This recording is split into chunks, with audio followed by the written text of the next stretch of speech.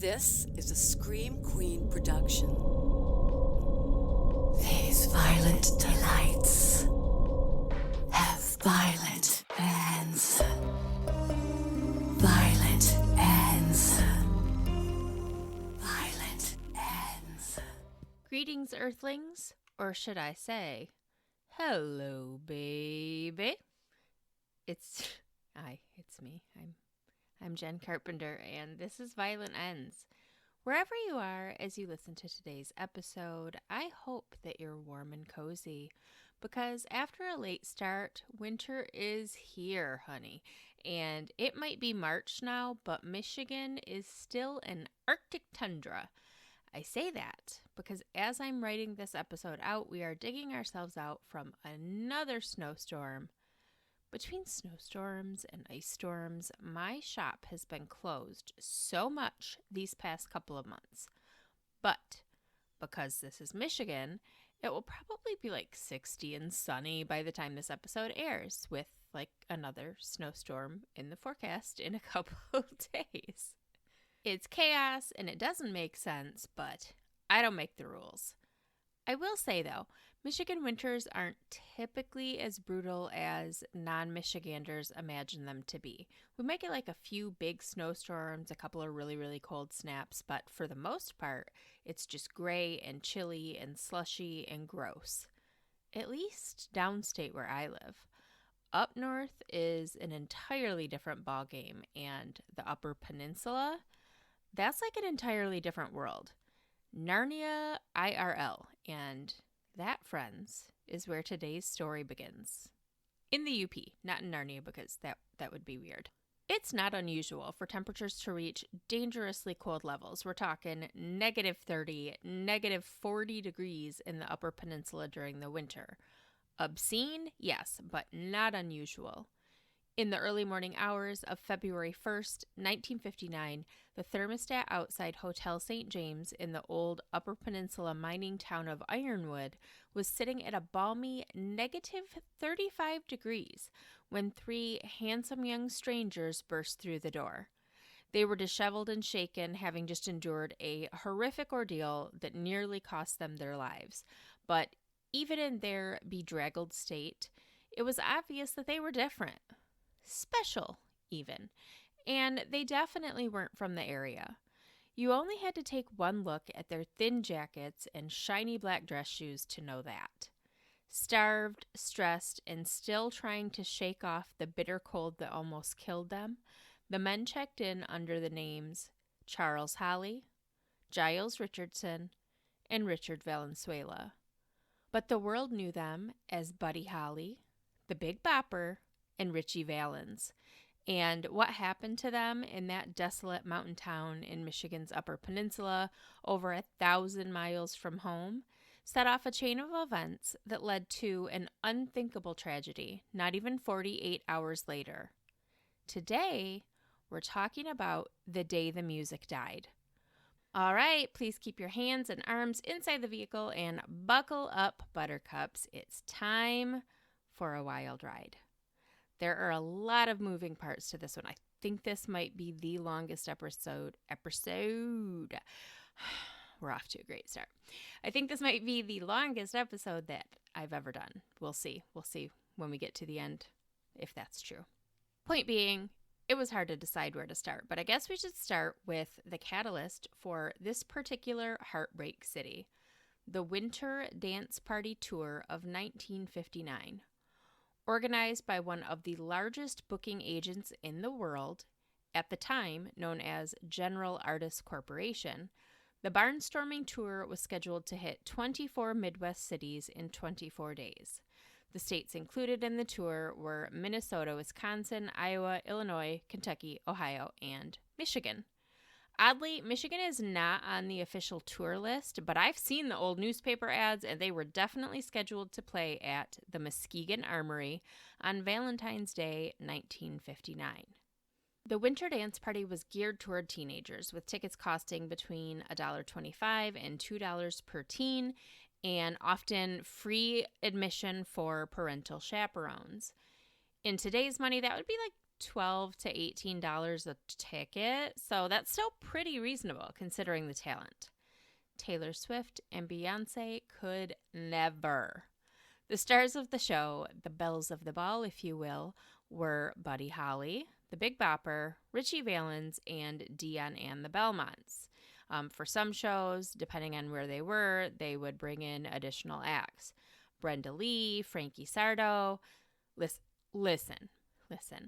If it sounds like I know who any of these people are, it is a charade, darling, because I am just reading words off a screen right now. I wrote the words, but yeah, I'm just reading words off a screen. So I guess we should get this out of the way now, how today's episode came to be. Until I began the research for this one, the entirety of my knowledge about what happened came from the movie La Bamba, which was one of my absolute favorite movies growing up. So that's where my knowledge base starts with this one. One night, a few weeks ago, I was in an argument with my adult children about why I was not going to buy a mini recliner for my dog. Yes, you heard me right. And at one point, I looked at my youngest son and I said, "You're the asshole with all the money. Why don't you buy it yourself?" And he was super offended that I called him an asshole. And I was like, "Dude, it's a quote from La Bamba." And he said, "What's La Bamba?" I told him, "Only one of my favorite movies of all time, sir." And he said, "I've literally never heard you talk about a movie called La Bamba. Like, I don't even know what words you're saying to me right now." And in that moment, I realized one of my biggest failures as a parent. So I made him sit down with me and we watched it together, which was great because I hadn't seen it in a really long time, but I still know all the words. And as we were watching it, I realized that the story that I've always treated like the gospel was probably not super accurate, that I would love to be able to cover it on the podcast. But there were no ties to Michigan, right? It's not a Michigan story. But where there's a Jen, there's a way. And I found that connection, and now here we are. So I did know of Buddy Holly and the Big Bopper. My dad was a musician. My parents were super into music. We listened to a lot of records and we listened to the radio a lot. And I also, Rags to Riches was one of my favorite shows, and they played a lot of old like 50s music. So I was familiar with those names a little, but the rest, I have no idea who these people are. I'm just telling you what the internet said. I am a Richie Valens girl. I have been most of my life. We'll be talking about him quite a bit because this is my podcast and I talk about what I want. Anyway, the tour was supposed to be a quick 3-week easy cash grab and a way to drum up some new fans. Richie Valens, who was just 17, was the hot new thing, super popular, but he was just kind of getting started in the music business. His first single came out in July of 1958, and the tour started in January of 1959. So he'd only been a rock and roll star for like 6 months at the time. The Big Bopper, who was 28 when the tour started, was a popular radio DJ and songwriter who'd really only had one super big hit of his own, Chantilly Lace, which was released, Chantilly Lace in a pretty face. If I could just play you clips of these songs without getting my ass sued, I totally would, but I can't. So we're just all going to have to deal with my singing today, and we will get through it together, okay? We'll get through it together. Anyway, Chantilly Lace was released in June of 1958, so right around the same time as Richie's first song, and just a few months before planning for the tour began. Dion and the Belmonts were a vocal trio from the Bronx, and probably the least famous, no, not probably, they were the least famous of the acts on this tour.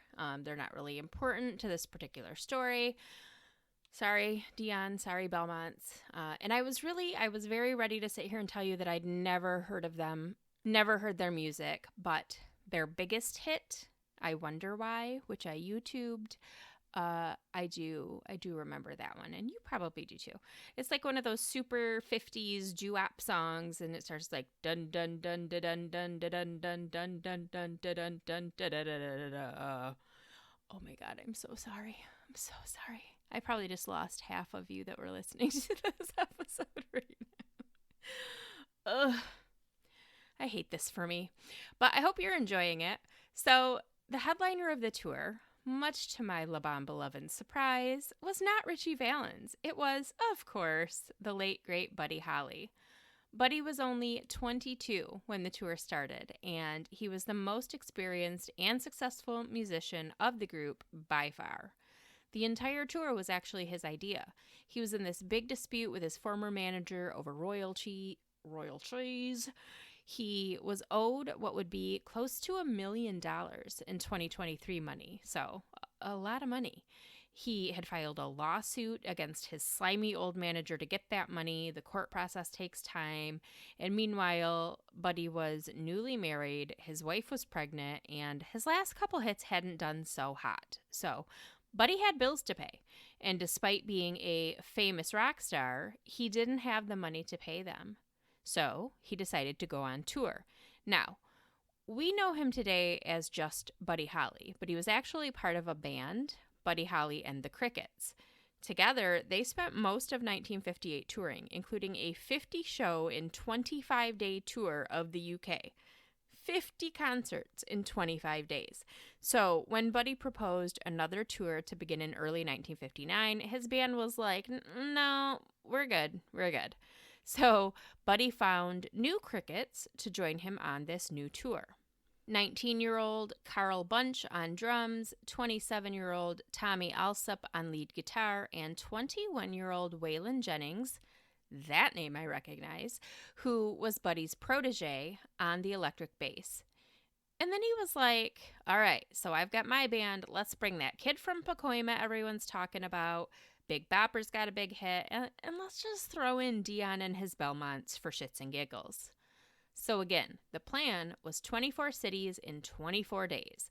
The tour would start on January 23rd, 1959 at George Devine's $1 Million Ballroom in Milwaukee, Wisconsin, and end on February 15th at the Springfield State Armory in Illinois. Buddy would make $2,500 a week, which would be over $25,000 in today's money. So he stood to make about $75,000, a little more, maybe a little less, for the tour. I assume that the others probably made less than he did because he was the big kahuna, but I didn't find those figures anywhere. And the main thing, aside from the money, was that everybody would kind of drum up buzz for these new albums they were all working on and all of their new projects. It seemed like a good idea. But the tour from hell, as it's become known, was doomed from the start. First of all, it's never a good idea to go on a bus tour in the upper Midwest in January. And the winter of 58-59 was particularly brutal, one of the worst on record. Second, while all of the states on the tour were geographically located in the same general area, the tour route was absolutely ridiculous. One historian described it like throwing darts at a dartboard. I'll post the map on the Violent Ends Facebook page after the episode comes out, but it was just insane. One would think that they'd like start north and go south, or start east and go west, or vice versa. Maybe they start at the top and they snake their way down, or they go in one big ol' loop. No. This map looks like someone gave a crayon to a toddler and then they just drew a bunch of squiggly lines, and that's how they decided to schedule the tour. Absolute nonsense. They were zigzagging back and forth past cities they'd already played in and back again. And then to add to the chaos, the promoters kept adding additional dates, resulting in more disjointed travel. There was at least one show scheduled for every day of the tour. I'm going to give you the originally planned dates in order so you can see what I'm talking about. This tour took them from 2 shows in Wisconsin to a show in Minnesota, then back to Wisconsin for another show, then back to Minnesota for 2 more shows, then to Iowa for 2 shows, then back to Minnesota for another show, then back up to Wisconsin for 2 more shows, then back to Iowa for a show. And that was all just in the first week of the tour. So like I said, so much back and forth. And it's not like they were traveling by plane where it wouldn't matter, the zigzagging and the crisscrossing and going back over their route that they just came from. No, they were traveling on old school buses that were not outfitted for comfort, luxury, or sub-zero temperatures. As such, Buddy Holly and his buddies went through 5 buses in 10 days. These buses kept breaking down, or the heat wasn't working, or the bus didn't even have a heating system. I read several articles that said that the Big Bopper was so big he didn't fit in the seats. The Big Bopper was 5'10", 200 pounds, okay? He was not a huge guy. But these seats were made to fit children because they were school buses. Needless to say, nobody was having a good time. The schedule was chaos with a ton of wasted time and needless travel. The guys would often finish a show around midnight or a little bit after. They would travel all night long, sometimes hundreds of miles, arrive at their next destination without so much as time to shower and change before they had to hop on stage and do it all again. They were exhausted. Half of the bus had the flu, just miserable. They couldn't wait for the tour to be over, but no one ever imagined how it would end. Before we get into what happened, I do want to talk a bit more about the tour's 3 main headliners, the Big Bopper, Buddy Holly, and Ritchie Valens. The Big Bopper was from Texas, Port Arthur, Texas, to be exact, which is located at the southernmost point of the Texas-Louisiana state line. There's a big long list of famous people from Port Arthur on Wikipedia, but the only name I recognized was Janis Joplin, so that's pretty cool. Giles Perry Richardson Jr. was born on October 24th, 1930, the son of an oil worker and his wife. JP, as he was known by family and friends, had 2 younger brothers, James, who was 2 years his junior, and Cecil, who was 4 years younger than him. When the boys were little, the family moved to Beaumont, Texas, a bigger city about 20 miles northwest of Port Arthur. Beaumont is known as the home of the world's largest working fire hydrant. So, that's a thing. A strapping young lad, JP played football in high school and beyond, but his heart belonged to music. He graduated from Beaumont High School in 1947, and he went on to study pre-law at his hometown college, Lamar University. He worked as a DJ at the radio station there and was a member of the band and the chorus. His job at the college radio station led to a job at a real radio station, which led him to quit college and pursue disc jockeying full-time. In April of 1952, when he was 21, JP married 15-year-old Adrienne Joy Freyu. Yes, he was 21, she was 15, and that was okay in the 50s. That was okay. Let's move on. The following year, in December of 1953, their first child, a daughter they named Deborah Joy, was born. In 1955, 24-year-old JP was drafted into the Army. He served his 2 years, then returned home, where he resumed working for local radio station KTRM. It was there that he took on the moniker The Big Bopper. He started writing songs for musicians, including the song White Lightning for fellow Beaumont native George Jones. I also recognize that name. Thank you very much. That song became George's first #1 hit. JP's first big hit of his own was Chantilly Lace, which was released in June of 1958 and made it as high as #6 on the pop charts. The song spent about 22 weeks in the top 40. When the Big Bopper left for the Winter Dance Party Tour in January of 1959 at the age of 28, his 22-year-old wife, Adrienne, was 7 months pregnant with their second child, and their daughter, Deborah, was 5. JP was building a recording studio in his home, and he was making plans to invest in his own radio station. He had a catalog of 20 newly written songs that he was looking forward to recording when he returned home from the tour. So he was only going to be gone for a few weeks, but when he returned home, he'd have a fat bank account, a new baby, and a new album to record. Ooh, let's talk about Buddy Holly. I'm sorry.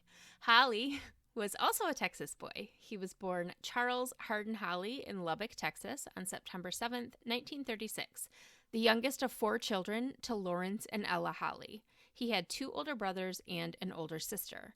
He was closest in age to his sister, who was 7 years his senior, so the other kids were all quite a bit older than Buddy. He was the baby, but his family didn't call him the baby, they called him Buddy. They were a musical family. Ella and all 4 of her children sang and played instruments. Buddy tried the violin, the piano, but he didn't fall in love with music until he picked up his first guitar. His parents bought him a used guitar from a pawn shop, and his older brother Travis taught him how to play. Buddy graduated from Lubbock High School in 1955, and he didn't bother with any of that college nonsense. He was going to be a star. He got his first big break at the age of 18 when he opened for Elvis Presley, who was just a year older than him, at a series of shows in 1955. Things moved quickly from there. Inspired by the king himself, Buddy shifted his musical style from traditional Western to that newfangled rock and roll stuff. He was signed to Decca Records in January of 1956 when he was just 19. Under Decca, Buddy Holly released several singles, but none of them made a big hit, and he was dropped by the label.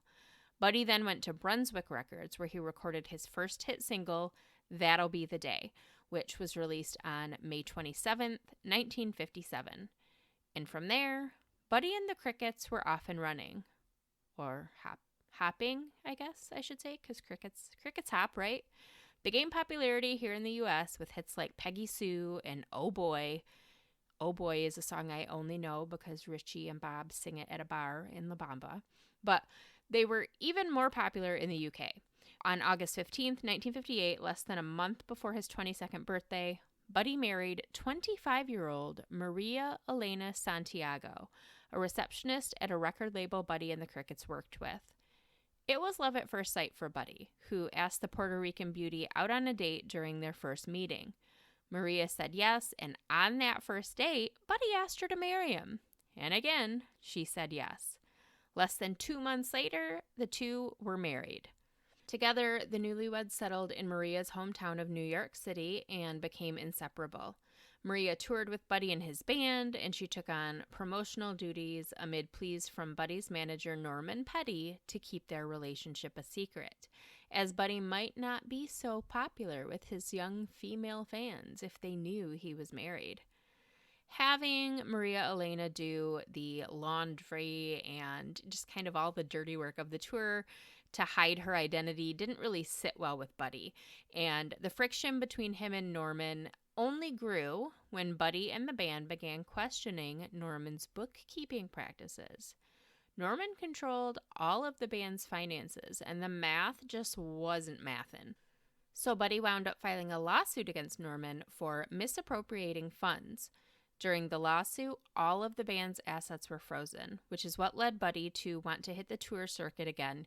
Even though he'd only been married for a couple of months, he had been touring for the better part of a year, and his new bride had just found out she was expecting. Maria Elena didn't want Buddy to go, but the couple had big plans, and if they were ever going to make them happen, they needed big money. They wanted to open their own recording studio and publishing company, and Buddy wanted to develop new artists. He'd already taken a fellow Lubbock musician, a young Waylon Jennings, on as his protege. One thing that stood out about Buddy in a sea of nerdy-looking 1950s rock and rollers was that he refused to play by the rules. He wasn't going to fall victim to predatory managers or shady practices. He was going to put out his music, his way, no matter how long it took him or how much it cost him. For that reason, other musicians looked up to him. Big musicians, like the Beatles, like Buddy Holly was their inspiration. Even their name, Buddy Holly and the Crickets, and they stuck with the bug theme and they went with the Beatles. That's not a coincidence. Even Elvis, who Buddy started his career opening for, looked up to the skinny, bespectacled, bow-tie-wearing rebel. When Buddy Holly and his reimagined Crickets, Waylon Jennings, Tommy Alsop, and Carl Bunch left for the Winter Dance Party Tour in January of 1959, 22-year-old Buddy had been married for just 5 months.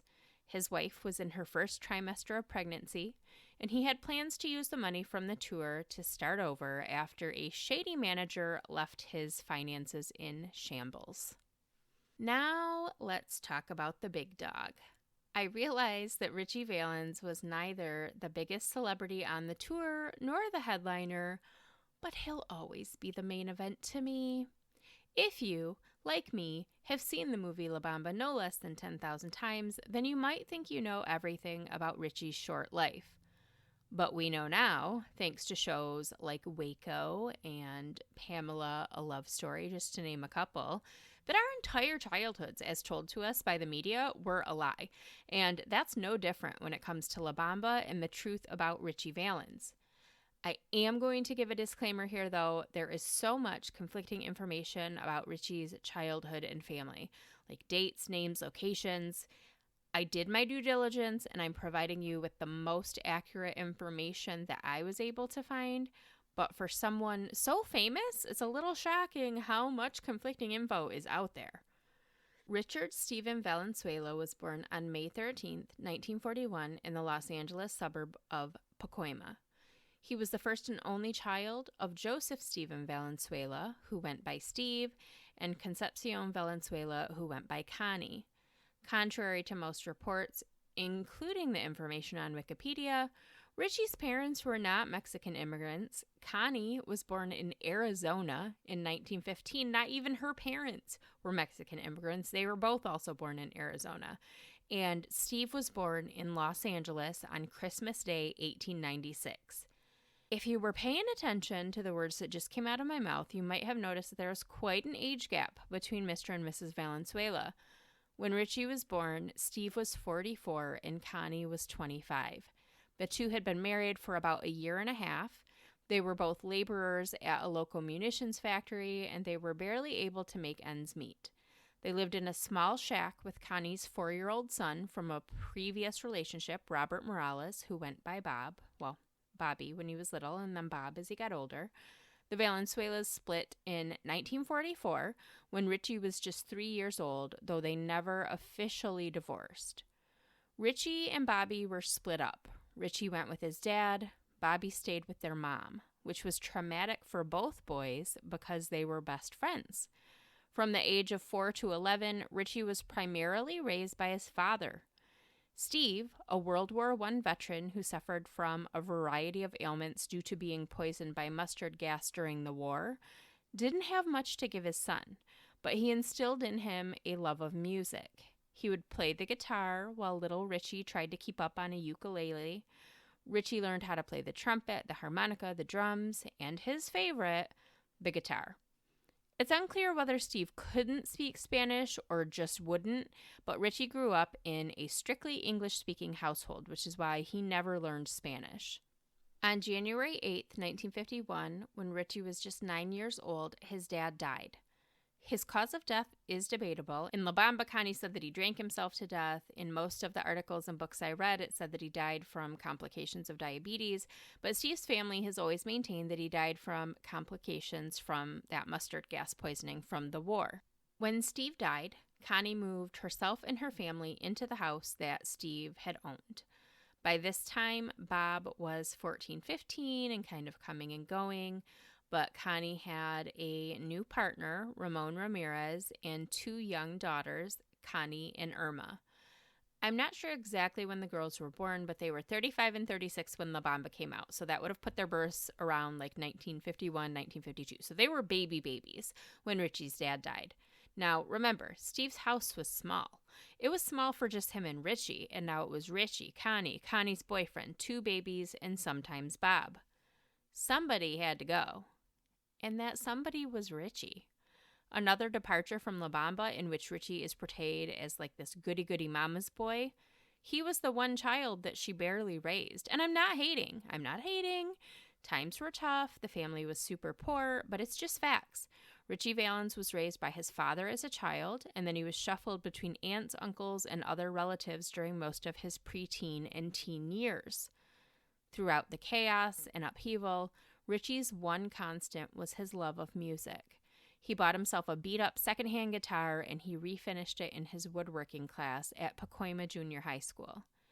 He focused on his music to drown out the noise of his messy home life, and in 1957, he joined the garage band The Silhouettes. While he was first supposed to play just backup guitar, he was soon the main attraction, earning himself the nickname the Little Richard of San Fernando. Also in 1957, Ritchie met and fell in love with classmate Donna Ludwig at one of his shows. Donna was 15, a blonde-haired, blue-eyed troublemaker from a well-to-do family. Donna would sneak out of her bedroom window at night to go on dates with Ritchie, as her father, a racist snob, was not happy with the idea of his daughter dating a poor Mexican-American kid from the wrong side of the tracks. By this time, 16-year-old Ritchie was living back at home with his mother and the rest of his siblings. Connie's second husband, Ramon, had left her, so it was just Ritchie, Connie Jr., who would have been about 7, Irma, who would have been about 6, Ritchie's youngest sibling, Mario, who was 1, and then his older brother, Bob, who was 20, and Bob's wife/live-in girlfriend, Rosie, lived in the basement. At some point, Bob and Rosie's eldest daughter, Brenda, joined the mix, as she wasn't a whole lot younger than baby Mario, but I'm not sure exactly when Brenda was born. I'm also not sure when Bob and Rosie officially got married. They were together for a really long time first, but they did eventually get married. With their father out of the picture, their mother working 2, sometimes 3 jobs to make ends meet, and Bob being, well, Bob. If you've seen La Bamba, you know Bob. 16-year-old Ritchie was the parental figure for his younger siblings, and they adored him, Connie Jr. especially. In the summer of 1958, when Ritchie was 17, Bob Keane, owner of indie label Delphi Records, attended a Silhouettes performance after receiving a tip from a friend and fan of Ritchie's that he should go check him out.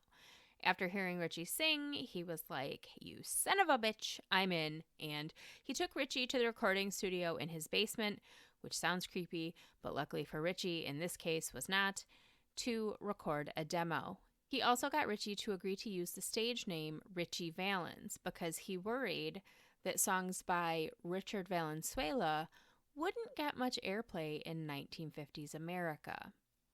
Ritchie's first single, Come On, Let's Go, inspired by what Ritchie's mother always said to her kids when she was trying to round them up for an outing, was released in July of 1958, and it was a hit. Ritchie's second single, the ballad Donna, dedicated to the girl he loved but wasn't allowed to be with, was released soon after. That was an even bigger hit, as was Ritchie's rock and roll reimagining of the Spanish folk song La Bamba. Ritchie, who still didn't speak Spanish, learned the song phonetically, and just like that, it was official. 17-year-old Ritchie Valens, the Little Richard of San Fernando, the kid from Pacoima, the California kid, was the first Latino rock star. His schedule got so hectic so quickly, he had to drop out of school. On October 6th, 1958, less than 3 months after Ritchie recorded his first single, and coincidentally, on his mother's birthday, the teen heartthrob appeared on television sets across the country when he performed on American Bandstand. It was a phenomenal opportunity for the rising star, but it was one that almost didn't come to be. American Bandstand was filmed on the East Coast, and Ritchie lived in California. Those are on opposite ends of the country, and Ritchie was terrified of airplanes, for good reason. On January 31st, 1957, the year before Ritchie's entire life changed in a good way, it changed in a very, very bad way. Ritchie was 15, a student at Pacoima Junior High School. He wasn't at school that day as he was attending the funeral of his beloved grandfather, Frank Reyes, who died just 3 days earlier. Mid-morning, as 220 of Ritchie's classmates were headed inside after gym class, a fighter jet doing a training exercise and a brand new passenger plane headed to the Continental Airlines headquarters to be entered into service collided mid-air over a residential neighborhood in Pacoima. As the passenger plane, a Douglas DC-7B, if that means anything to you, plummeted toward Earth, it began to rain debris down on the streets below. The pilot made one final radio transmission saying, mid-air collision, we're going, uncontrollable, say goodbye to everybody." That is so sad. The plane itself crashed at Pacoima Congregational Church, but much of the wreckage, including the main center of the fuselage and all 4 engines, slammed into the playground area at Pacoima Middle School, resulting in multiple explosions and fireballs. All 4 crew members of the DC-7B were killed upon impact. The pilot of the fighter jet was killed when it crashed into a canyon, but his wingman was able to eject himself from the plane, and he survived with just some injuries. On the playground at Pacoima Middle School, nearly 100 students suffered injuries ranging from minor scrapes to burns and mortal wounds. 3 boys died as a result of their injuries: 13-year-old Ronnie Brand, 12-year-old Bobby Zalin, and 12-year-old Evan Elsner. Dozens more were injured, and again, some of these were minor injuries, but we're talking leg amputations, head-to-toe burns, skull fractures, just a really, really gruesome and traumatic scene. Now, Richie wasn't there that day, but his family saw the smoke and commotion from miles away, and they drove toward the scene to see if they could help, unsure exactly what had happened or where until they arrived and saw that the carnage was at Richie's school. So Richie wasn't there when it happened, but he was there, and that type of scene would traumatize anyone. So here's the part I'm not super clear on. In La Bamba and in several articles that mention the accident, it says that Richie's best friend was one of the ones killed. But Richie was almost 16, and he was super mature for his age, taking care of his younger siblings, playing in a band. I've seen pictures of the boys that died, and not only were they a lot younger than Richie at 12 and 13 years old, but they looked a lot younger than Richie. They just looked like little boys. Stranger things have happened, I suppose, but I just don't see any of those little kids being almost 16-year-old Richie's best friend.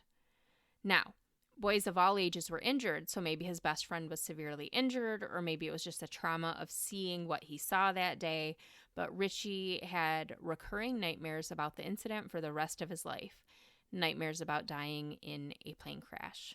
He had some major PTSD, and he was terrified of airplanes, understandably. Now, in the movie, they kind of make it seem like this crash happened a super long time ago, but no, there was only about a year and a half between the crash and the time that Richie had to choose between his fear of flying and his music career. And he loved music more than he hated airplanes. So, reluctantly, he flew when he had to, but when driving was an option, he chose it. And I bet when he found out that there would be no flying involved during that winter dance party tour, he was like, sign me up. As a California boy, he had no idea how brutal traveling in the Midwest during the height of winter could be.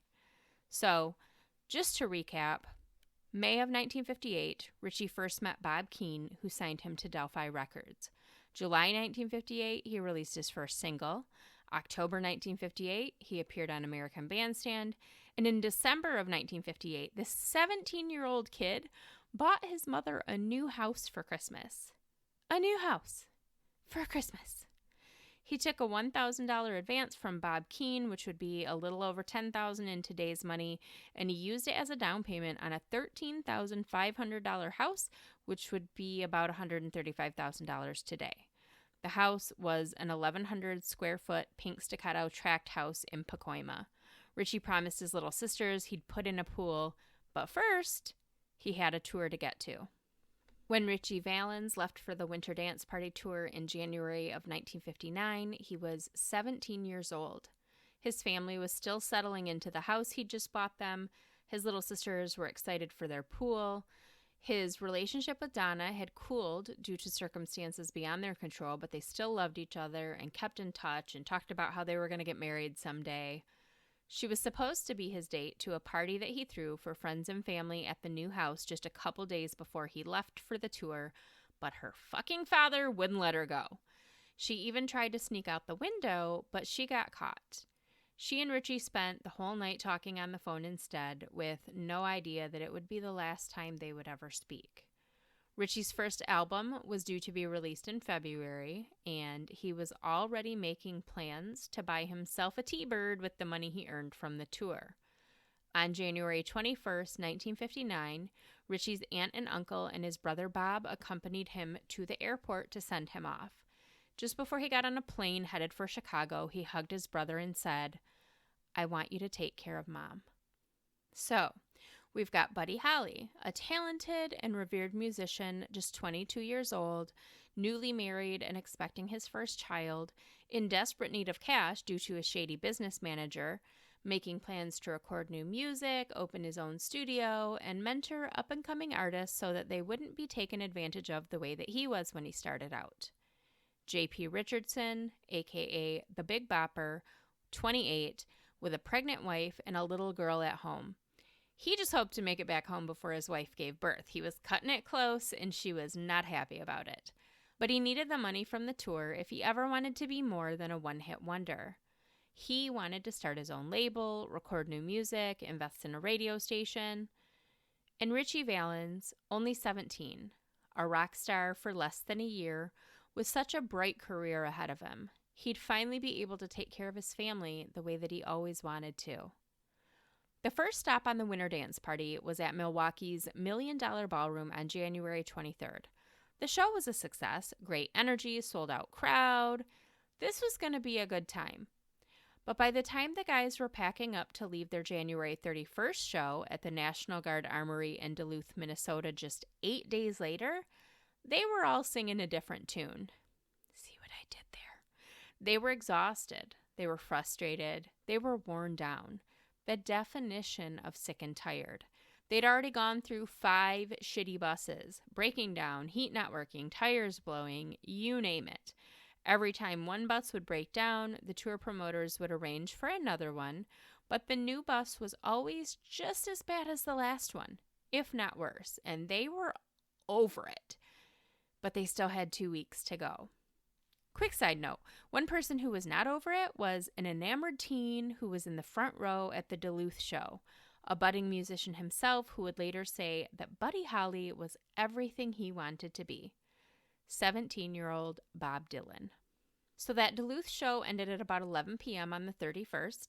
Buddy, Richie, and JP, along with Buddy's Crickets, Waylon, Tommy, and Carl, Dion and his Belmonts, and Frankie Sardo, loaded up their own gear because they didn't have a road crew, and they boarded their rickety bus for a long night of travel. Their next gig was an afternoon show the following day at the Cinderella Ballroom in Appleton, Wisconsin, some 340 miles away. Today, there's an interstate that allows for a pretty straight shot from Duluth to Appleton, but that's still like a 5.5-hour drive in ideal travel conditions. Back then, the route was much more rural. US 2 would take them through forests and reservations and around Lake Superior to where Wisconsin meets Michigan's Upper Peninsula. There, it would deposit them onto Highway 51, which would then take them down to Appleton. The bus had just turned onto Highway 51, just skimmed that Michigan border, headed south to Appleton when, 100 miles into their trip, the Winter Dance Party came to an abrupt stop. In the middle of the night, on a desolate rural highway, in negative 35-degree weather, with waist-deep snow, no cell phones, of course, no radio for them to call for help on, no gas station to walk to, no passing vehicles to flag down, just a bus full of young men and their manager, Sam Geller, ill-prepared for sub-zero temperatures. Stranded. The guys piled on all of their clothes and they wrapped themselves in blankets and guzzled whiskey and burned newspapers in the aisles to try to keep warm, sharing stories to try to keep each other awake, but they were fading, and fast. As that realization set in, one of the guys said, "We can't stay on this bus, man. They will read about us in the paper tomorrow." After several hours, a light at the end of the tunnel came. Literally, headlights in the distance coming toward them. A sheriff's deputy, no less. The sheriff later said that the occupants of the doomed bus were an hour, maybe 2 away from freezing to death when he found them. He called for backup, and several cars arrived and took the men into town, into 2 towns, technically. Hurley, Wisconsin, and Ironwood, Michigan are literally 1 mile apart on opposite sides of the state line. Some of the guys wound up at Hotel St. James in Ironwood, while others stayed at Club Carnival in Hurley. Poor Carl Bunch, though, Buddy Holly's 19-year-old drummer, was bound for another destination entirely. A sheriff's deputy raced him to Grandview Hospital in Ironwood, where he was treated for severely frostbitten feet. He even wound up losing 2 toes. It was nearly daybreak on February 1st, 1959, by the time everyone got settled into their rooms. Richie called Bob Keene from his room, and he told him that hours after being rescued, he still couldn't feel his feet. Keene said, "Fuck this tour, just get on a plane and come home." But Richie decided to stick it out. The Big Bopper called his wife, and he told her that he couldn't get warm and he wasn't feeling well, but he was still in pretty good spirits. He always was. The Appleton show, which was supposed to start at 1:30 in the afternoon that day, had to be canceled. But rather than let the guys rest after their harrowing near-death experience, the tour promoters were like, "We can't make Appleton by 1:30, but we can do Green Bay later in the evening." So a new show was scheduled for February 1st at the Riverside Ballroom in Green Bay, some 200 miles from where the guys were still recuperating in Ironwood, Michigan and Hurley, Wisconsin. The show must go on, so the guys were loaded onto a train and they spent the whole day traveling to Green Bay. With Carl Bunch in the hospital, Richie and Buddy took turns on the drums. The stacked lineup played their hearts out to over 2,000 screaming fans at the sold-out Riverside Ballroom on February 1st. But behind the scenes, it was clear that they'd lost a bit of their magic. Nearly freezing to death will do that to you. Unlike most nights when the guys typically loaded their own gear onto the bus and drove through the night to their next destination, everyone stayed at a hotel in Green Bay that night. They definitely earned it. It hadn't even been 24 hours since their near-death experience. So yeah, they needed warm beds to sleep in that night. There is no rest for the wicked, however, and the guys had an early morning wake-up call on February 2nd. They boarded, by some accounts, the same bus that nearly killed them, now repaired, and by other accounts, it was a new bus that had been brought in from Chicago. Either way, they were back on a rickety bus in negative 25-degree temperatures, this time bound for Clear Lake, Iowa, over 350 miles away. Now, just to reiterate how stupid this tour schedule was, look up Duluth, Green Bay, and Clear Lake on a map. To go from Duluth down to Green Bay, then back over to Clear Lake was so fucking stupid. So many unnecessary miles and wasted time. Duluth to Clear Lake to Green Bay would have made sense, and if that's the route they would have taken, we probably wouldn't be having this conversation right now. By this point, the guys weren't just run down, they were full on sick. The Big Bopper had a fever and he was experiencing flu-like symptoms, as were several members of the crew. Richie felt like he was coming down with something. It was still freezing out. There was still snow as far as the eye could see, and the guys were still on a rickety-ass, uncomfortable bus. It was Groundhog Day. Literally and figuratively, it was February 2nd. It was Groundhog Day. And Wisconsin wasn't done with the winter dance party yet. A good 240 miles into their trip, just as they were about to cross the Mississippi River into Iowa, the heaters on the bus went out again. They stopped at a service station, and while the heaters were being repaired, the guys stocked up on whiskey and sleeping bags to keep warm. They pulled into Clear Lake, Iowa about 6 p.m. Their show at the Surf Ballroom was scheduled to begin at 7:30. There was no time to rest, no time for a hot meal, and no time to have their laundry done so that they could wear clean clothes to the show. They had all absolutely had it, Buddy especially. And what's worse, as soon as their show at the Surf Ballroom was over, they were supposed to get back on that same stupid bus and travel nearly 400 miles north to Moorhead, Minnesota for their show the next night, February 3rd. Buddy asked the manager of the Surf Ballroom, Carol Anderson, to charter a plane to take him and his bandmates, Waylon Jennings and Tommy Alsop, to their next destination. He needed time to rest, a bed to sleep in, a laundromat to do his laundry and have some clean clothes. He needed off that fucking bus. So during the show, Anderson contacted Dwyer Flight Service out of nearby Mason City and asked him to fly a small plane from Mason City to Fargo, North Dakota's Hector Airport, which was the nearest airport to Moorhead, Minnesota. Arrangements were made for 21-year-old Roger Peterson to fly Buddy Holly and the Crickets the 366 miles from Mason City, Iowa to Fargo, North Dakota. in a 1947 Beechcraft Bonanza four-seater. Roger Peterson loved to fly. He got his private pilot license just 4 months after he graduated high school in October of 1955. He began working for Dwyer Flight Service soon after, and in January of 1959, just days before the ill-fated flight that would forever link him to some of music's biggest stars, he got his certification as a limited flight instructor. I have no idea what that means, but the article I read did specify that Peterson was only licensed to fly under visual flight rules, which means he could only fly during daylight hours and in good weather, and his final flight had neither of those things. Peterson was newly married. He'd married his high school sweetheart Deanne just 4 months earlier, and the two were making a home for themselves in Clear Lake, where the winter dance partied on February 2nd, 1959.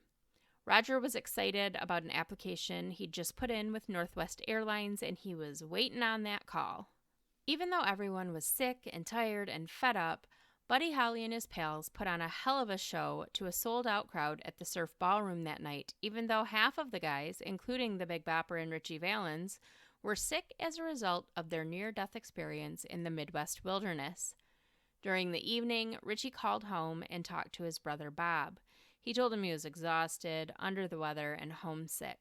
Immediately following the conclusion of the winter dance party on February 15th, Richie was scheduled to fly to New York to accept a gold record for his song Donna. He asked Bob to meet him there, and Bob said he'd make it happen. So that scene in La Bamba where Richie's sick and talking to Bob on the phone right before he gets on that stupid fucking plane, that really happened. And he was sick because of what happened to him in the Arctic tundra that is Michigan's Upper Peninsula during the winter months. Who knew? Buddy Holly also called home that night. He told his wife Maria Elena that the whole thing was a shit show, morale was low, and he just really wanted to get this tour over with as quickly as possible. He did not tell her, however, that he'd chartered a plane to fly to his next destination. But word spread among the winter dance party crew about Buddy's flight plan, and those other 2 seats on the plane quickly became a hot commodity. Which, hot take here, but that was kind of a dick move on Buddy's part, I feel like. The entire tour from hell was his idea, his little brainchild. Everyone else was just as miserable as he was. Half the guys were sick on top of it. Why would he only charter a plane for himself and his band instead of asking who else might want to fly and then getting a big enough plane for everyone? Because you know what? If they would have chartered a bigger plane, we might not be having this conversation right now. When the Big Bopper found out about the plane, he asked Waylon Jennings if he would be willing to give up his seat. Jennings felt bad for JP, who'd had to do a wardrobe change in the middle of his set because he was sweating so bad and he was still running a fever. So he gave up his seat. When Richie found out about the plane and that JP had successfully convinced Waylon Jennings to give him his seat, Richie approached Tommy Alsop with the same proposition. He was also sick, after all, not as sick as his cohort, but still in pretty rough shape. Tommy didn't have the same giving heart that Waylon did, and he refused to give up his seat and get back on that bus from hell. After the show, Buddy was informed about the change in plans, that the Big Bopper would be flying with him instead of Waylon Jennings, and Buddy, just joking, just teasing, told Waylon, "Well, I hope your old bus freezes up again." And Waylon shot back, "Well, hell, I hope your old plane crashes." Those were the last words Waylon Jennings ever spoke to his friend Buddy Holly, so he had to live with that for the rest of his life. As Buddy, JP, and guitarist Tommy Alsop were loading their bags into the station wagon that would take them to the airport, Buddy asked Tommy to go back inside and make sure they hadn't forgotten anything. There, he ran into Richie, who was signing a few last-minute autographs. Richie again pressured Tommy for his seat. Quite a turnabout for someone who, just months earlier, had sworn up and down that he would never get on an airplane. Tommy again declined, so Richie suggested a coin toss. Tommy reluctantly grabbed a $50 from his pocket. Do you remember 50-cent pieces? Those things were so fucking big. I mean, I'm sure they still exist, but I haven't seen one in a long time. They're huge. So he grabs his 50-cent piece from his pocket and he tossed it in the air as Richie said, "Heads I go, tails you go." It came up heads. Tommy accompanied Richie back out to the station wagon to explain the change of plans to Buddy. Buddy just shrugged it off. As long as he had a seat on the plane, that was all that mattered. Surf Ballroom manager Carol Anderson, accompanied by his wife and son, delivered Buddy Holly, J.P. the Big Bopper Richardson, and Richie Valens to the Mason City, Iowa Municipal Airport at about 12:40 a.m. on February 3rd, 1959. The Rockers paid $36 each for their seats, which in today's money would be roughly $370. So that tracks. That's about the price of a reasonable plane ticket, right? They chatted with their pilot, Roger Peterson, and his boss, Jerry Dwyer, for a few minutes, and then just before 1 a.m., the three rock stars and their young pilot walked out to the plane together. Richie and the Big Bopper got in the back, while Buddy sat up front with the pilot. Dwyer and the Andersons watched that small plane take off and disappear into the snowy, windy night.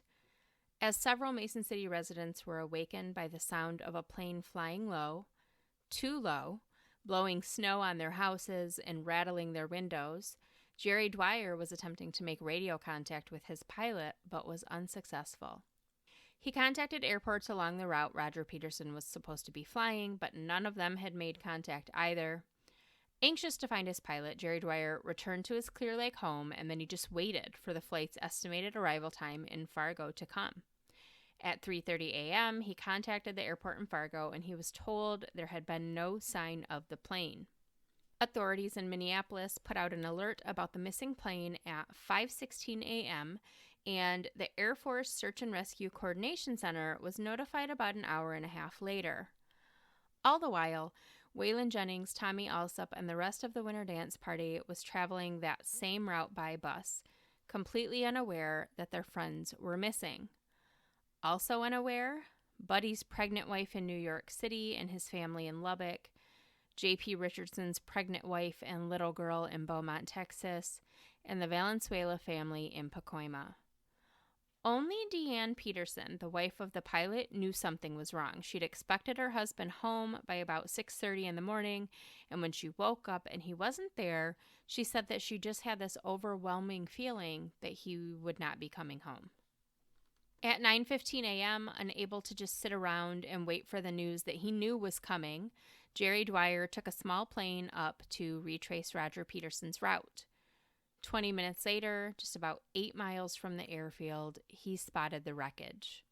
When neighbors heard emergency vehicles speeding past their normally quiet neighborhood, they thought about that plane from the night before, and they knew something bad had happened. The airplane was unrecognizable, mangled and twisted into a ball of steel, resting up against a fence post. Inside what was left of the plane, the body of 21-year-old pilot Roger Peterson was wrapped around the control panel. It would take metal cutting tools and several hours to pry his body from the wreckage.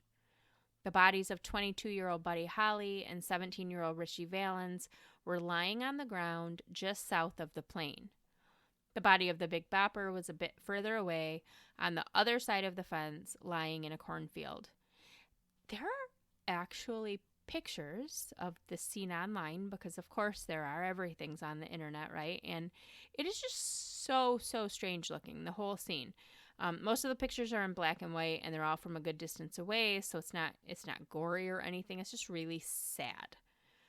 Once authorities were on scene, Jerry Dwyer, who had been circling overhead to let them know where to go, he flew the plane back to his airfield so that he could drive out to the scene.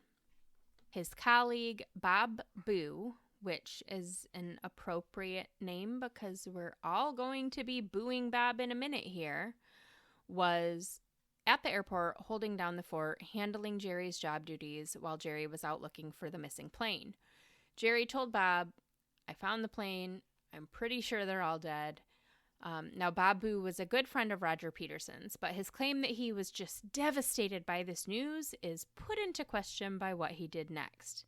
He later recalled, "I'm sitting there all this time like a lump on a log, and I realize, holy cripes, I'm in the midst of a story. So Bob wasted no time. He called local radio station KCRG in Cedar Rapids and informed them that some prominent people had just been killed in a plane crash near Clear Lake. But it gets worse. Bob then drove out to the crash scene himself, confirmed that the plane had in fact crashed and that everyone was indeed dead. They were just all laying all over in the field. And then he raced back to the airport so that he could be the first one to tell the world what happened. He actually said, out loud, "I started feeding phone reports out of there. These are prominent guys. You don't sit on their names while they notify next of kin, because this was a very significant story."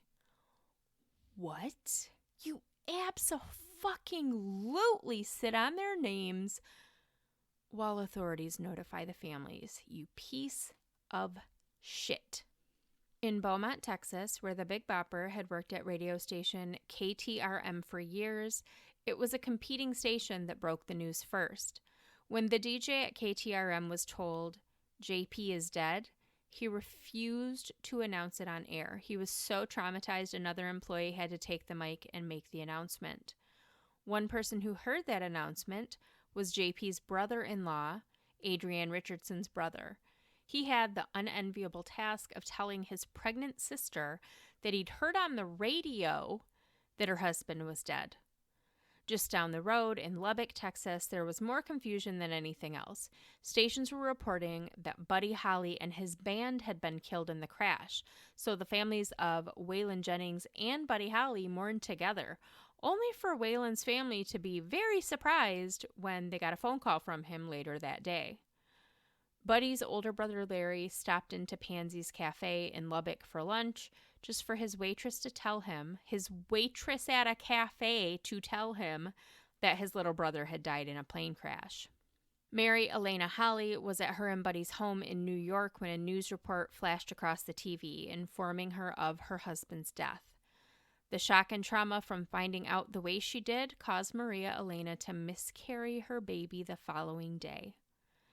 In Pacoima, California, the Valenzuela family found out exactly the way it's depicted in the movie. Richie's mother was in the backyard hanging laundry on the line when a radio bulletin announced that her son was dead. Donna Ludwig, Richie's muse and love, was summoned to the principal's office, where the press was waiting anxiously to take photos as school officials broke the news to her.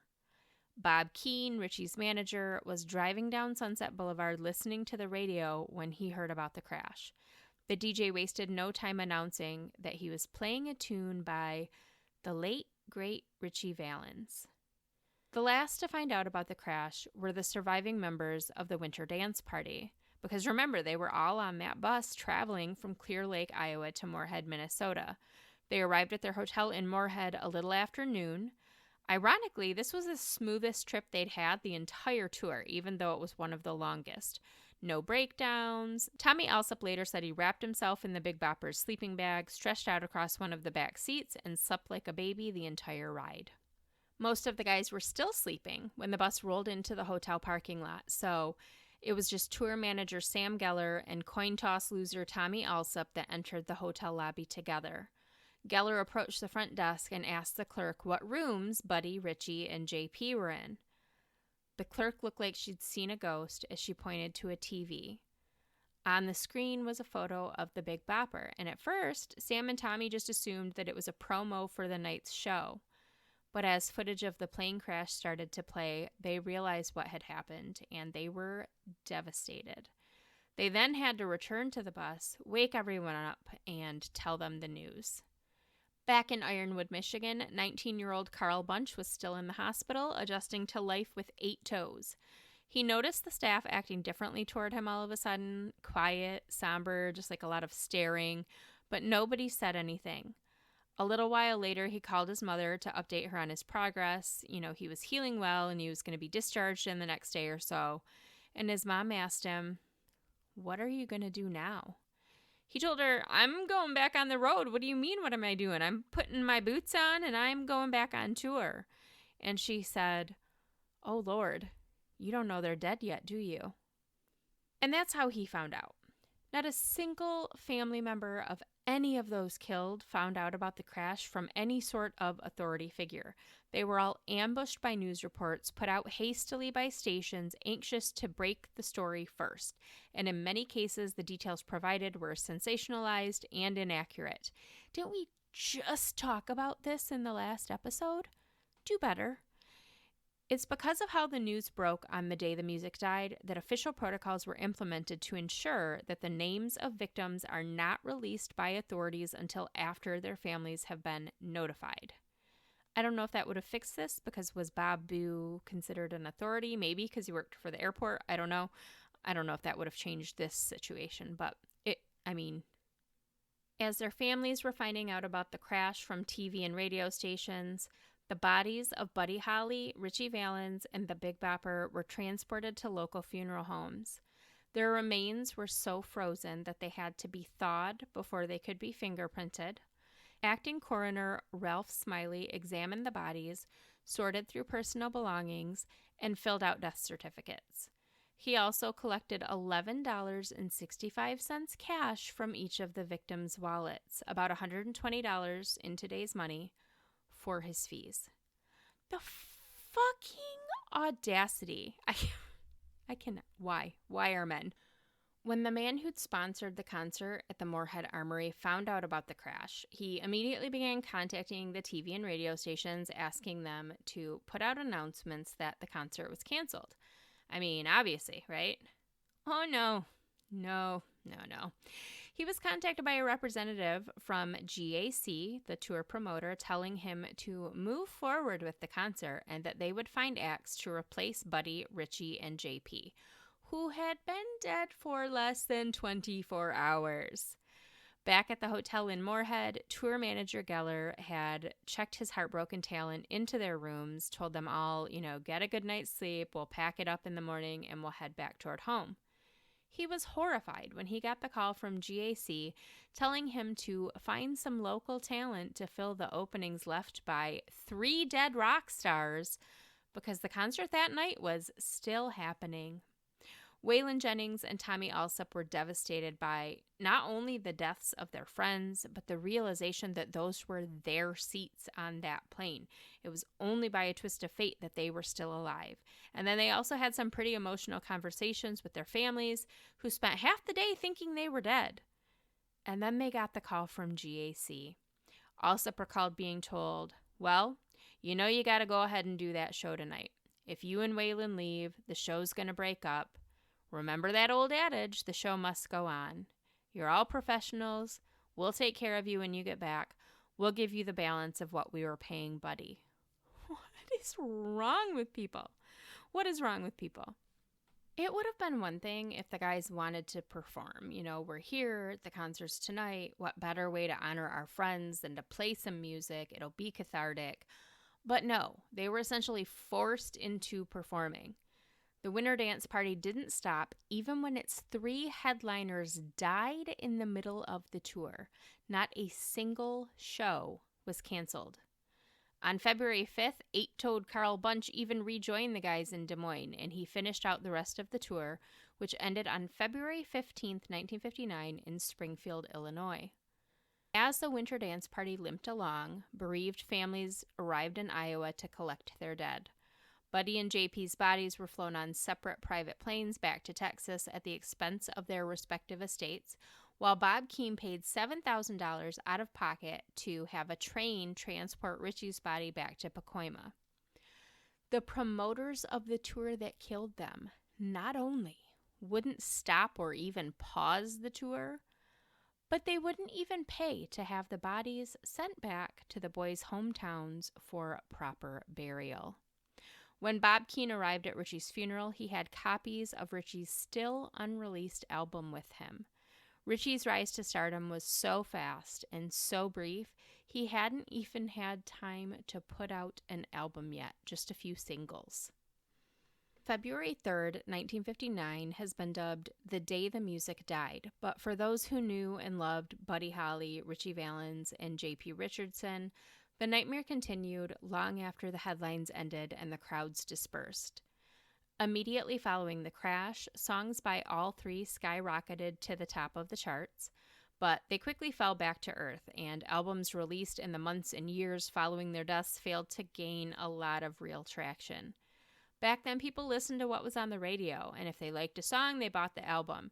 But radio stations liked their artists to be alive so that they could come in for interviews and do promotional contests and do concerts. So albums released posthumously didn't tend to do very well. The official cause of the accident, as determined by the Civil Aeronautics Board, was determined to be the pilot's unwise decision to attempt a flight that required skills he did not have. Basically, Roger Peterson wasn't licensed to fly at night or in bad weather, and it was 1 a.m. and snowing when the plane took off. Also, Peterson's experience was in flying a type of plane that had controls that were the exact opposite of the controls in the Beechcraft Bonanza, which that should not be allowed. That is like a car manufacturer being able to choose whether they want the brake and gas pedals on the right or left and all cars being different. Like, that's not, no. So essentially, Roger couldn't see, his controls were backwards, he got confused, he thought up was down and down was up, and he quite literally just ran the plane straight into the ground at 170 miles per hour just a few minutes after takeoff. He and all of his passengers were killed instantly. The cause of death for each was listed as severe head trauma. Insurance settlements of $25,000 to $50,000 were issued to each family, which would be the equivalent of like $230,000, $500,000 today. And Richie's family sued Dwyer Flight Services for $1.5 million, which would be over $15 million today. So Richie was still a kid; he was a minor, so they had, added responsibility to take care of him, and they didn't. They settled the lawsuit out of court for $75,000, which would be over $750,000 today. Maria Elena Hawley was so distraught after losing her husband one day and her baby the next that she couldn't even attend Buddy's funeral. She eventually did go on to remarry and have a family. She married a government official from her home country of Puerto Rico, and together they had 3 children. She is now divorced and living in Dallas, where she enjoys her life as a grandmother. In 1978, a biopic was made about her late husband called The Buddy Holly Story, starring Gary Busey. I hadn't seen it, and I couldn't bring myself to watch it in preparation for this episode because Gary Busey makes me very uncomfortable. I'm sure when it was released, it was fine. We didn't know what a fucking weirdo he was yet. But I can't do it. I can't do it. In 1989, Buddy, The Buddy Holly Story, which sounds a little redundant to me, a musical, debuted on Broadway, and according to Wikipedia, it last toured in 2016. In 2010, Buddy's widow founded the Buddy Holly Educational Foundation, a charitable corporation whose mission is to keep Buddy's legacy alive by providing musical education to new generations, regardless of income, ethnicity, or educational limitations. Buddy, who was inducted into the first class of the Rock and Roll Hall of Fame in 1986, is credited with changing the face of rock and roll and inspiring and influencing the careers of the Beatles more than anybody else. Paul McCartney even owns Buddy's catalog of music now, but also the Rolling Stones, Bob Dylan, Waylon Jennings, obviously, of course. Obviously, of course, like I'm some music connoisseur over here. 2 months after the Big Bopper's death, his wife gave birth to their second child, a boy she named J.P. Richardson Jr. Though J.P. Jr. would never meet his father, he followed on the same path, embarking on a musical career and touring the world as the Big Bopper Jr., performing on some of the same stages and even going on tour with a Buddy Holly impersonator. Although the Big Bopper Jr. and Sr. never met, they did come face to face.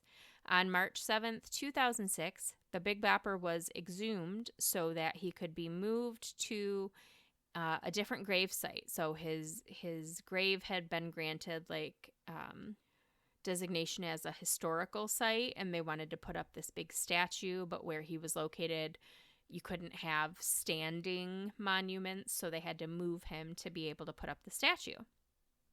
And his son used this opportunity to have a forensic anthropologist conduct an autopsy on his father, which one was not done when he died. The reason for this was there had been a couple of long-standing conspiracy theories about the crash, and Bopper Jr. wanted to see if they had any merit. The first rumor was that a gun had been fired on the plane, and that was the reason for the crash. Buddy Holly did carry a gun for protection, and he did have it on the plane with him that night. The gun was found near the crash site a couple months after the wreck, with one bullet missing. That started these rumors that there had been either an accidental discharge or some sort of altercation on the plane that led to the gun being discharged. So Bopper Jr. wanted his dad checked for bullet wounds. The other rumor was that JP had survived the initial crash and he tried to go for help before succumbing to his wounds, which was why he was so much further away from the plane than everyone else. And I've seen the pictures. He wasn't that far away. He was a little bit further away, but not that much further away. Everyone in the room that day was shocked by how intact the Big Bopper's corpse was when they removed the lid from his casket nearly 50 years after his death. His skin was blue, the same color JP Jr. said it always was in his dreams about his dad. His hair was still perfectly coiffed, and his clothing was remarkably preserved. While it wasn't a father-son reunion anyone would wish for, JP Jr. did at least get to lay eyes on his father in the flesh, just for a moment. The autopsy determined that there was no bullet wound anywhere on JP's body and that he died upon impact. Every bone in his body was broken and his skull was crushed. There was no chance he'd survived, even for a second. Back to that Buddy Holly gun thing, though. The reason there was a bullet missing was that when the farmer who owned the land found the gun, he picked it up and fired it to see if it worked. This next part's a little sus, though. So, Buddy's brother and brother-in-law traveled to Iowa the day after the crash to identify Buddy's body and escort it back to Texas. While they were there, they visited the crash scene. Aside from the bodies, nothing had really been removed yet. There was clothing and personal effects that a volunteer had kind of like sorted and piled up neatly. Out of all of Buddy's things, the fancy jacket, the stage costumes, his glasses, his brother only took his shaving kit. His shaving kit, which was where Buddy usually kept his gun. So I'm not buying into any of this conspiracy theory stuff. I don't think that Buddy shot someone on the plane and that's why it crashed. I'm just saying it's a bit suspicious that the day after his death on the crime scene, his brother was only interested in getting his gun away from the scene. It's hard to put into words how important Richie Valenzuela was to his community. He came from a poor neighborhood where a lot of immigrants lived and struggled in the super racist 1950s America. Not to mention, the entire community had already been traumatized by one plane crash just a year and a half earlier when it fell from the sky and landed on top of their children. One of whom would have been Richie had he not been at his grandfather's funeral that day. Richie was their star, their hero, their bright light after some really, really dark days, and now he was gone. And that's just what he meant to his local community. Globally, he was the first Mexican-American rock star, the first Chicano rocker to go global. La Bamba was the first Spanish song to cross over to pop and rock audiences and hit the top of the charts. At 17, he was an absolute trailblazer, an icon. His star rose so fast and it fell so hard. Just 8 months passed between his first meeting with Bob Keane and his tragic death. Speaking of Bob Keane, who has betrayed me, in La Bamba, he was a super nice guy that wanted to help Richie and help his family. In reality, following Richie's death, he took back the car that he'd given Richie as a gift, and he presented Richie's mom with a $4,000 bill for funeral expenses. According to the family, he was basically like, look, I put all this money into Richie's career, and now I'm not going to get a return on my investment. Per the totally illegal contract that he signed with a 17-year-old boy, Bob owned all of Richie's recordings, released and unreleased, in perpetuity, which means forever. The family did get to keep the house that Richie bought for them, though, and even eventually got that pool. Speaking of people who took advantage of Richie's death, remember how Donna's dad was super racist and wouldn't let her date Richie? Well, after Richie died, he forced her to record 2 songs, Lost Without You and Now That You're Gone, in an attempt to capitalize on Donna's relationship that he wouldn't even allow her to have. Donna hated her father for that, and their relationship never recovered. Donna did, however, remain close to Richie's family. Now, some articles I read said she never even met them before his funeral, but after he died, she kind of stepped in, kept in touch, helped take care of the kids. I mean, she didn't, move in with them or anything, but she, helped watch and take care of the kids because she knew how much they meant to Richie. Bob, good old Bob. Bob and Rosie were together for over 20 years. They eventually got married. They had a total of 7 kids together, and then they got divorced in the 1970s. Bob went to rehab, got clean, and became an addiction counselor. That was where he met his second wife, Joni, who he married in 1979 and stayed married to until his death. Together, they had 1 more child. Bob was wild before Richie died. If you've seen La Bamba, you know that. That part is very true. And he got wilder after Richie died. Makes sense. But as he got older, he settled down and he focused on being a good dad to his 8 children and a good grandfather to his 30 grandchildren, 30 grandkids, some of whom he helped raise. La Bamba Bob, as he'd become known, died in 2018 at the age of 81 following a battle with prostate cancer. Despite his brief time on the music scene, Richie Valenzuela changed the game. So in 2001, he was inducted into the Rock and Roll Hall of Fame by none other than my boyfriend since his Menudo days, Ricky Martin. The day the music died was a hugely important historical event that shocked the world and changed the face of rock and roll forever. But humans are fickle beings with short-term memories and even shorter attention spans. So once the story had been covered ad nauseum and the funerals were over and the songs fell from the charts and there was nothing new to talk about, the world just kind of moved on. And then La Bamba happened. After a failed screenplay attempt by one production company in the 1970s and stalled talks of a musical, the Valenzuela family reluctantly agreed to give brothers Luis and Danny Valdez 5 years to put together a project that would bring Richie to life on the big screen. They did it in 3. With the family's blessing, they started filming La Bamba in 1986. Lou Diamond Phillips, an up-and-coming actor, starred as Richie, even though he originally auditioned for the role of Bob. Isai Morales played Bob, even though he originally auditioned for the role of Richie. The first version of the script actually had Bob as the main character, with Richie as kind of this unlikable, snobby little punk always getting into trouble, which was not who Richie was at all. At the family's request, the production company brought in the band Los Lobos to record Richie's songs. So in the movie, we are neither listening to Richie Valens nor Lou Diamond Phillips singing. Los Lobos even appears in the film. They're the band that's playing, they're performing a traditional rendition of La Bamba in that Tijuana scene. Also in the movie, Richie's whole family. His sisters, Connie and Irma, appear in the opening scene as farm workers. Connie and Irma's daughters, Richie's nieces that he never got to meet, play their own mothers as children in the film. So Richie's nieces play Richie's little sisters in the movie. Richie's mother appears as a guest at a party that they have kind of halfway through the movie. There's a party at the house. Rosie's just had the baby. Richie and Bob are sitting on the, not Bob brother, Richie and Bob, the manager, are sitting on the couch playing the guitar, and there's a woman sitting next to him, and that is Richie's real mom. Now, a couple articles said that Bob is in the movie somewhere. I watched it again last night before I recorded this morning, and I didn't see him anywhere.